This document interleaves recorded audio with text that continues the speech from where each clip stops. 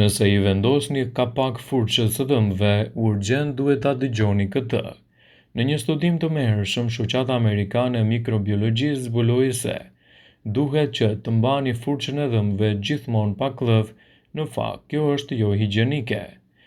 Atëherë do të ruani sa më shumë higjienën nëse kapaku nuk është një zgjedhje për furçën tuaj.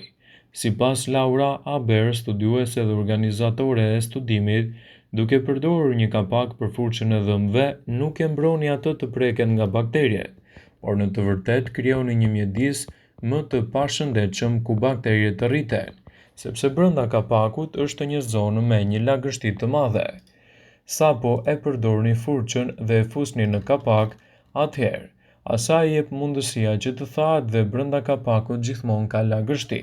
Kjo do të kultivojë më shumë baktere dhe myk dhe të cilat në kontaminim edhe me ambientet ku jetoni mund të krijojnë edhe një dëmtim të madh të higjienës suaj.